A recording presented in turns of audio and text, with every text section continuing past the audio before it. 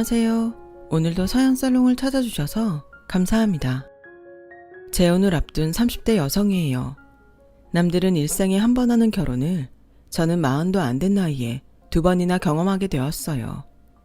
그게 무슨 자랑이라고 사연까지 보내느냐고 하시겠지만 제 얘기를 들어보시면 제 행동이 이해가 가실 거예요. 모든 결과엔 그럴 만한 원인이 있는 것처럼 제 이혼 역시 그랬어요. 저라고 한 남자랑 끝까지 일생을 함께하고 싶지 않았겠어요? 하지만 살아보니 절대로 함께할 수 없는 부분도 있더라고요. 제 사정을 잘 모르는 주변 분들은 제가 이혼했다는 소리를 들으시곤 남편이 외도를 것도 아니고 돈을 못 벌어오는 것도 아닌데 이혼은 무슨 이혼이니? 다 네가 참을성이 없어서 그래. 무조건 저를 탓하기도 하는데요. 이런 반응들 때문에 억울해서 한동안 밥도 잘 못 먹고 잠도 제대로 못 잘 정도였어요. 그렇다고 주변 사람들을 모아놓고 내 결혼 생활과 이혼에 이른 이유를 공개적으로 밝힐 수도 없는 노릇이고 가슴만 답답하더라고요.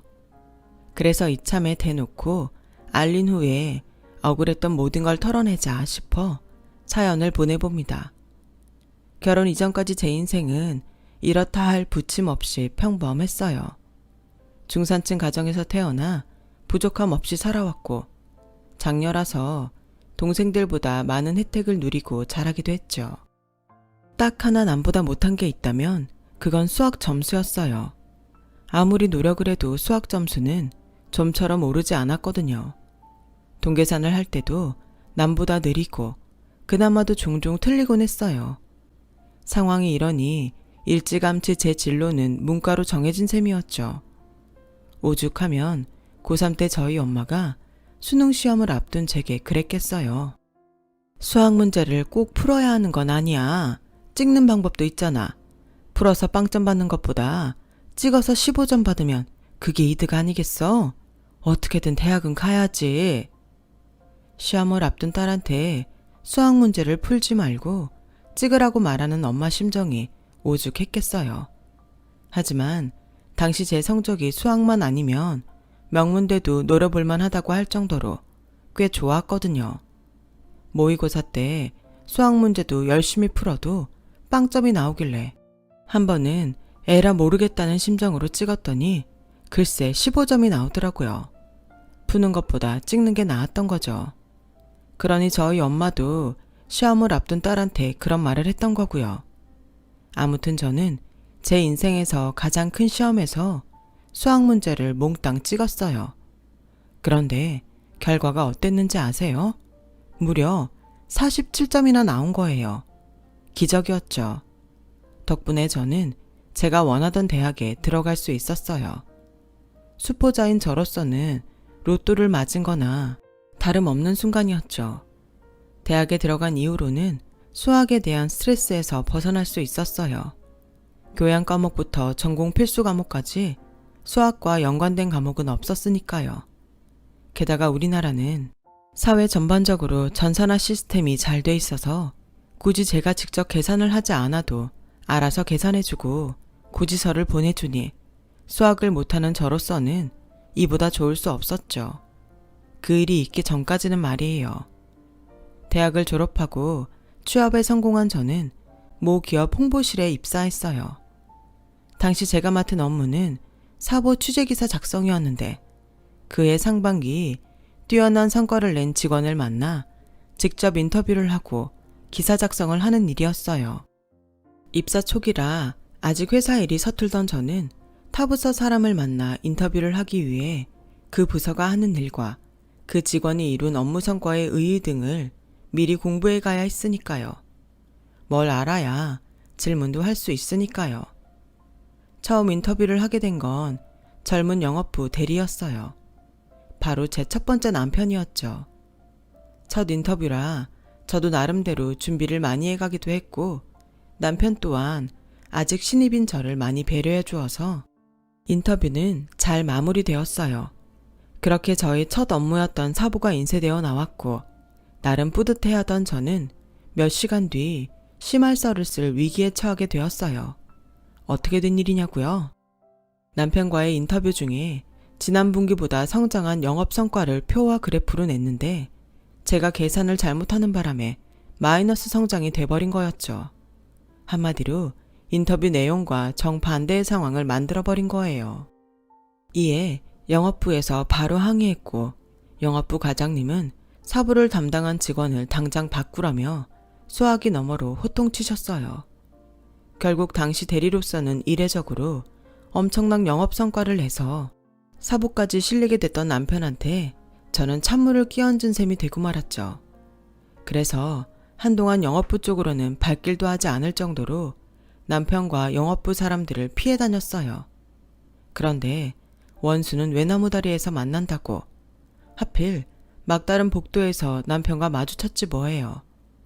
저는 귀까지 발갛게 달아올라선 고개를 푹 숙이고 지난번 일은 정말 죄송하게 됐다고 사과를 했어요. 제가 수포자라서 실수를 했습니다. 이번 호에 정정기사 제대로 낼 테니 마음 푸세요. 죄송합니다. 그리곤 도망치듯 가려고 했는데 남편이 말을 걸더라고요. 정정기사로는 마음이 안 풀릴 것 같은데요. 영화 보여주면 몰라도. 네? 영화요? 그렇게 저는 사과의 의미로 남편과 영화를 보게 되었어요. 솔직히 남편이 마음에 안 들었다면 처음부터 딱 잘라 거절을 했겠지만 실력도 있고 호감형으로 생긴 외모에 반해서 바로 약속 시간과 장소를 잡아버렸어요. 회사 밖에서 사복 차림으로 만나니 기분이 묘하더라고요. 뭐랄까, 회사에서는 의젓하게 보였다면 밖에선 꽤 젊고 풋풋하게 보였어요. 저랑 7살 차이가 났지만 나이 차이는 느껴지지 않을 정도였어요.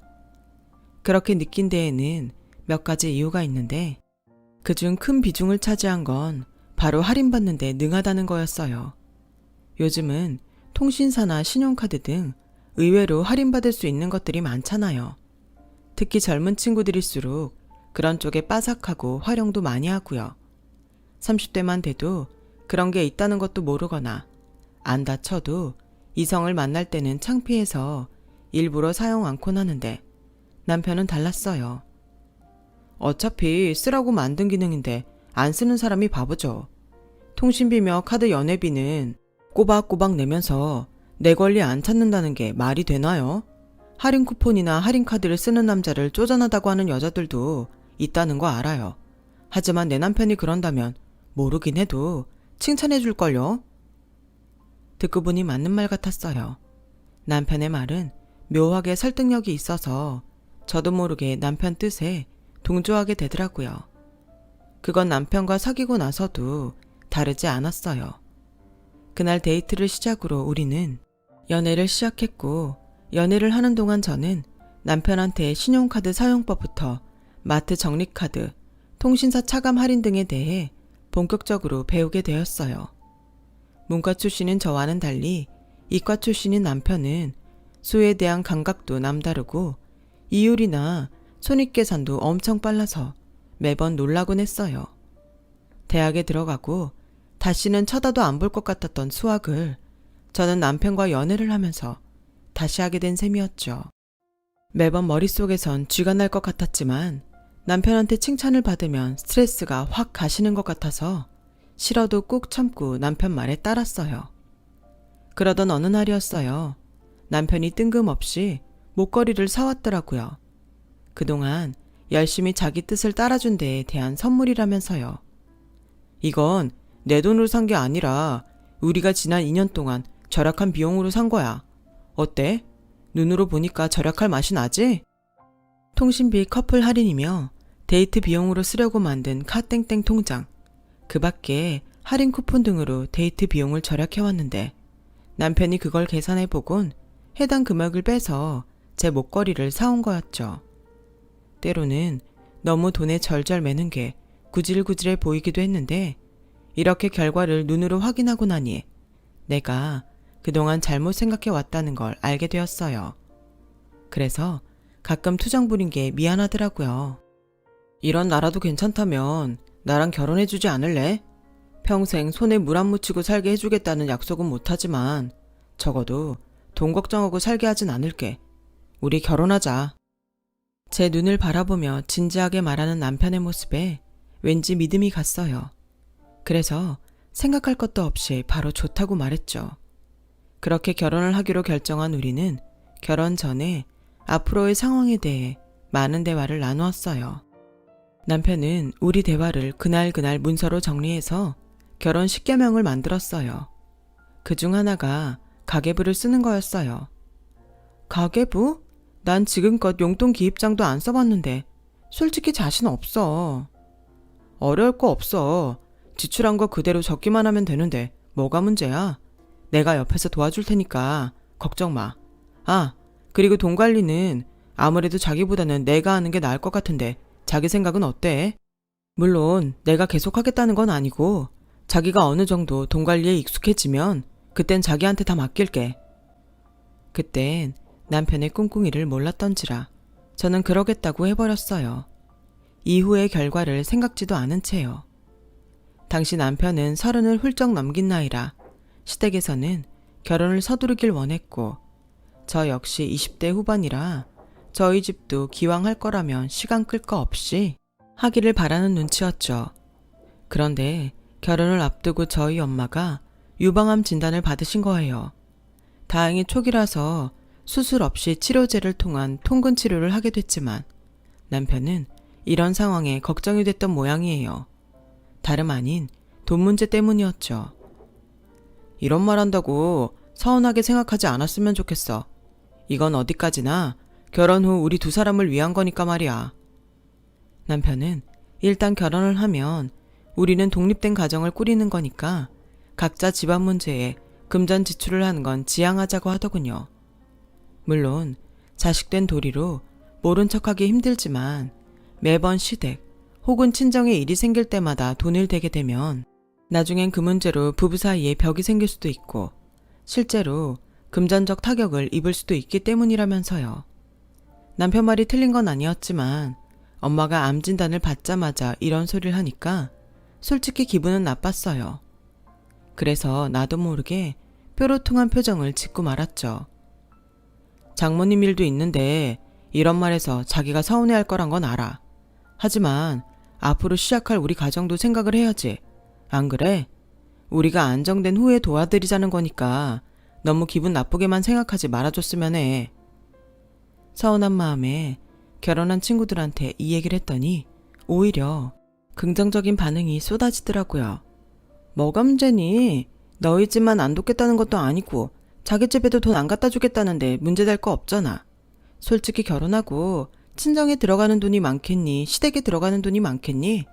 우리 남편이 그런 얘기를 했다면 기특해서 뽀뽀라도 해주겠다. 니네 신랑 제법이다. 친구 말을 듣고 보니 남편 말이 틀린 게 아닌 것 같았어요. 그래서 남편을 만나 알겠다고 했죠. 이런저런 사소한 일들이 있고 나서야 우리는 결혼식을 올릴 수 있었어요. 애초에 결혼 자금을 남편과 반반 부담해서 만들었기 때문에 집도 혼수도 공동 부담으로 준비했어요. 지출되는 하나하나가 공동자금으로 나가는 거라서 예단이며 폐물 등 딱히 필요하지 않은 것들을 생략하고 꼭 필요한 것만 준비해 식을 올렸어요. 그 덕분에 남들은 혼수며 예단비 문제로 결혼 전부터 싸운다고 하던데 저희는 그런 잡음 하나 없이 결혼을 할 수 있었어요. 물론 결혼하고 신혼 초에는 남편과 약속했던 가계부를 쓰느라 스트레스를 좀 받긴 했지만 밖에서도 지출을 할 때마다 휴대폰에 메모를 하는 게 버릇이 되고 나니 가계부를 적는 것도 더는 문제가 되지 않았어요. 같은 회사에 다니고 있어서 매달 월급 나오는 날도 같고 성과 급여나 보너스 지급일도 서로 알고 있어서 서로 감출 게 없다는 장점도 있었어요. 남편은 매달 들어오는 월급을 청약과 적금, 보험, 비상시 운영할 수 있는 자금 통장과 생활비 통장 등에 나눠 넣었어요. 제가 관리하는 건 우리 부부 생활비 통장이었죠. 매달 생활비를 쓰고 남은 돈은 남편이 관리하는 비상금 통장에 옮겨놓고 지출이 많은 달은 부족한 금액을 남편이 비상금 통장에서 이체해주는 방식으로 생활을 했어요. 통장을 보면 우리 부부가 사용하는 자금의 흐름을 쉽게 알아볼 수 있을 정도로 정리가 잘 되었어요. 만약 제가 혼자 월급 관리를 했다면 절대 불가능한 결과였죠. 그래서 이런 방식에 불만 없이 생활을 하게 되었는데 결혼 후 3년이 지난 해부터 조금 삐걱이기 시작했어요. 제 여동생이 결혼을 하게 됐는데 축의금 문제로 남편과 말다툼을 하게 되었거든요. 제가 냉장고 하나 해주면 어떻겠냐고 말했더니 버럭 소리를 치지 뭐해요. 냉장고가 얼만데 그걸 해준대. 못해도 돈백 이상 깨질 텐데 우리가 그럴 형편이 돼? 그렇다고 우리가 어렵게 사는 것도 아니잖아. 그리고 내 동생만 해주겠다는 거 아니야.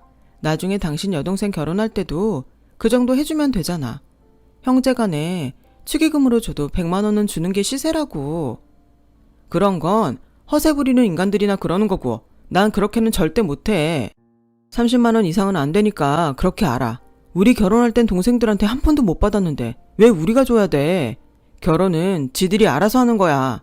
암튼 내 마음은 안 바뀌니까 더는 축의금 얘기 꺼내지 마. 남편의 완강한 태도에 결국 저는 동생 결혼식에 30만 원밖에 못했어요. 동생은 괜찮다고 자기 결혼 때문에 형부랑 싸우지 말라고 오히려 걱정을 하더군요. 하지만 그 말에도 불구하고 저는 언니로서 동생 보기 미안해서 결혼식 내내 얼굴을 들 수 없었어요. 이런 저와는 달리 남편은 축의금으로 30만 원이나 냈는데 점심은 제대로 먹어야 하지 않겠냐며 그 누구보다 열심히 접시를 바꿔가며 뷔페를 즐겼어요. 그 모습이 어찌나 얄밉던지 속으로 네 동생 결혼할 때 두고 보자 이를 박박 갈았어요. 그리고 이듬해 시누이가 결혼식을 올리게 되었지 뭐예요. 지난번 제 동생 결혼식 문제도 그렇고 남편한테 야속한 마음이 있던 저는 시누이 축의금으로 남편이 얼마를 내자고 할지 두 눈 뜨고 지켜봤어요. 그런데 처제 결혼식 때처럼 이번에도 30만 원 낼 생각이야. 당신도 괜찮지? 뭐 그렇게 해. 근데 당신 정말 괜찮겠어? 여동생 결혼에 그것만 해도? 남편은 다 형편대로 하는 거라며 봉투에 5만 원권 6장을 담았어요. 그렇게 시누이 결혼식 날이 되었고 남편과 저는 준비해간 봉투를 내곤 식장으로 들어갔어요. 남편과 집안 어른들께 인사를 하고 자리에 앉으려다가 시누이 얼굴은 보고 와야겠다 싶어 신부 대기실로 향했어요. 그런데 그곳에서 기막힌 얘기를 들었지 뭐예요. 어머, 그럼 너네 오빠가 너희 신혼집 해준 거야? 전세로? 대박이다. 안 그래도 너희 시댁이 가난해서 신혼집도 못 구했다고 한 걱정을 하더니 니네 오빠 정말 장난 아니다. 얘네 오빠가 아니라 얘 올케 언니가 착한 거지. 누가 시누이 신혼집 구하는데 적금까지 깨서주냐? 나 같으면 절대 안 해줘. 야, 너 니네 올케한테 잘해. 세상에 그런 사람이 어딨니? 자기 여동생도 아니고 시누이한테. 모르는 소리 마라. 우리 올케가 그걸 알면 가만히 있겠니? 우리 오빠네 돈 관리는 오빠가 하거든. 우리 올케가 수포자라 돈 계산도 제대로 못하잖냐. 오빠가 언니 몰래 해준 거라서 집에선 입도 뻥끗하면 안 돼. 올케가 알아봐라. 가만히 있겠니? 이게 다 자업자득 아니겠니? 올케가 똑똑했어 봐. 자기 월급 통장을 우리 오빠한테 맡겼겠니? 멍청한 자기를 탓해야지. 누굴 탓하겠어? 나야. 중간에서 꿀만 빨면 되는 거고. 순간 피가 거꾸로 솟는 것 같았어요. 그래서 식장으로 들어가 남편을 끌고 밖으로 나왔어요. 당신 적금 깨서 당신 동생 신혼집 해줬다는 게 사실이야? 말해봐. 내 월급 모은 걸로 네 동생 전셋집 해줬냐고. 그러자 남편이 주변 눈치를 보며 소리 죽여 말했어요. 그게 어떻게 네 월급이야. 우리 부부 공동자금이지. 그리고 내가 명색이 장남인데 여동생 결혼하는데 손 놓고 있어야겠니? 너 맏며느리야. 잊었어? 까놓고 말해서 우리 부모님도 여력이 없는데 그럼 어떡해? 지지배가 애는 덜컥 가졌다지. 남편 놈은 변변한 직장도 없다니 오빠인 나라도 해줘야 될 거 아냐. 누군 좋아서 해줬겠니? 막말로 니네 집에야 먹고 살만하니까 장인 장모님이 해주시면 되지만 우리 집은 형편이 다르잖아. 그런데 어떻게 내가 가만히 있냐고. 그리고 너 출가 외인이야. 결혼했으면 우리 집 사람이라고. 장남이 여동생 결혼하는데 집 좀 해준 게 뭐가 그렇게 잘못이라고 사람을 쥐잡듯 잡아? 너도 그냥 맏며느리 할 일 좀 했다고 생각하면 그만이잖아. 별것도 아닌 것 가지고 난리야. 남편은 자기 잘못을 합리화하며 오히려 제 탓을 했어요. 그 모습에 저 사람이 지금까지 알던 내 남편이 맞나 싶을 정도였죠. 이런 인간을 믿고 그동안 발발거리고 살아온 게 너무 분하고 화가 나서 진정이 안 되더라고요. 생각 같아서는 당장 달려들어가 결혼식을 뒤엎어버리고 싶었지만 그랬다간 오히려 모든 잘못을 내가 뒤집어 쓰게 될 것 같아서 일단 참기로 했어요. 하지만 이런 기분으로 신우의 결혼식에 참석할 수는 없겠더라고요. 그래서 최근에 이혼한 친구를 찾아가 변호사 소개를 받았어요. 친구와 함께 변호사 사무실에 찾아가 모든 상황을 전달하고 본격적으로 이혼 소송에 돌입하게 되었죠. 뒤늦게 소장을 받고 제가 이혼 소송을 시작한 사실을 안 남편은 또다시 혓바닥을 굴리며 저를 회유하려고 안간힘을 쓰더군요. 소송 사실이 알려지면 우리 둘 다 창피해서 회사를 어떻게 다니냐며 이혼을 하더라도 원만하게 합의 이혼으로 하자고 했어요. 해약한 적금에서 내 월급이 들어간 금액은 내가 대출을 받아서라도 꼭 갚을 테니까 제발 소송은 말자. 소송으로 가면 너도 나도 변호사 비용 나가게 되는데 뭐하러 생돈 날리니? 변호사들은 소송하라고 하겠지. 지들도 먹고 살아야 하니까. 근데 소송으로 가봤자 딱히 네가 더 받을 것도 없어. 뭐가 있어야 더 받지. 안 그래? 그러니까 합의이혼으로 가자. 응? 네가 계산력이 떨어지는 건 알지만 돈 쓰고 이혼하는 바보 같은 짓은 제발 안 했으면 한다. 부탁이야. 그 말에 손에 들고 있던 걸레를 남편 입에 쳐넣었어요. 똥 싸고 자빠졌네. 야, 내가 그런 계산도 안 하고 소송하겠다고 나섰겠니? 그러니까 그 주둥이로 이번 소송 막을 생각이랑 일찌감치 접으셔. 변호사랑 상담해보니까 너처럼 네 돈이 내 돈이고 내 돈도 내 돈으로 착각하는 인간들 치고 제대로 된 놈 하나 없더라. 다행인 게 그런 놈들은 하도 구려서 법적으로 처벌할 거리가 많다는 거야. 네가 지금 소송 막으려고 하는 것도 그래서 그런 거 아니니? 부부 사이에 이 정도 일 비일비재해. 남들은 안 그러고 사는 줄 아니? 그럴 때마다 소송하고 싸워대면 이혼 안 하고 사는 사람 몇이나 되겠어. 그러니까 이제 그만하고 화해하자.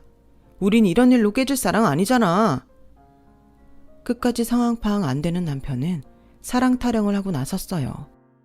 잘난 척은 혼자 다 하더니 너는 화해라는 단어의 뜻도 모르니? 어디서 화해하잔 소리를 짓거려. 화해는 두 사람이 쌍방과실이 있을 때 합의점을 찾는 방식이고 지금 너랑 난 일방적인 네 잘못 때문에 소송을 앞두고 있는 거라고. 뭘 알고나 떠들어. 우리 엄마 암 걸렸을 때 넌 뭘 했니? 결혼을 하면 독립된 가정을 꾸리는 거니까 각자 집안의 금전 지출은 안 된다고 했니 안 했니? 근데 나한테 말도 않고 내 돈을 빼서 네 멋대로 써? 내 동생 결혼하는데 꼴랑 30만 원 내라고 하면서 네 동생한테는 1억 넘게 퍼주는 게 말이 되냐고. 이게 네가 말하는 상식이고 도리냐? 내 보기엔 거지근성으로밖에 안 보여. 아무리 없이 살아도 정신은 제대로 받고 살아야지. 니네 집 어렵다고 부부간의 믿음도 나 몰라라 하는 너. 법원에서 제대로 판결해 줄 테니까 딱 기다려. 너 같은 놈 말에 휘둘려 지금껏 네 로봇처럼 살아온 내 인생 이번에 제대로 보상받을 테니까 각오하라고. 그렇게 저는 남편과 이혼 소송을 했고 그동안 적금을 들었던 제 월급과 그 밖의 명목으로 모았던 돈 그리고 전세 보증금과 직기료의 절반에 대한 소유권과 위자료를 지급받을 수 있었어요. 얼마 뒤 제가 멍청해 당한 거라며 큰소리치던 시누이가 전화했더군요. 예정을 생각해 신혼집은 뺏지 말아달라고 울먹이길래 언제 우리가 정을 나누고 살았냐고 되도 않는 소리 말고 형편대로 살라고 하곤 전화를 끊었어요. 돈이 급했던 남편은 결국 여동생 신혼집을 뺏었고 시누이는 시집살이를 시작했다고 하더군요. 남의 돈으로 시작한 신혼은 결국 비참한 결말을 맞은 거죠. 이혼 후 저는 일에만 빠져 살았어요. 회사에서 전 남편과 몇 번 마주치기도 했지만 마음이 떠나서 그런지 밉다는 감정도 안 생기더라고요. 그리고 언젠가부터 전 남편이 회사에서 보이지 않길래 그만뒀나 했는데 퇴사를 했다더군요. 정확한 이유는 모르겠으나 회사로 빚쟁이들이 몇 번 찾아와 난동을 부린 적이 있는데 아마 그 일 때문에 그만둔 것 같았어요. 자기 머리 좋은 것만 생각하고 남의 돈 무서운지 모르던 전 남편은 결국 돈 때문에 자신이 이룬 모든 걸 잃고 만 거예요. 저 역시 전 남편처럼 실패를 하지 않기 위해 첫 번째 결혼 실패를 반면교사 삼아 살아가려고 합니다. 지금까지 제 사연을 들어주셔서 감사합니다. 좋은 인연과 좋은 사람들과 건강하고 행복하세요. 여러분, 사연 댓글에 응원과 현명한 조언 부탁드려요. 좋아요와 구독은 저에게 큰 힘이 됩니다. 오늘도 좋은 일 가득하세요.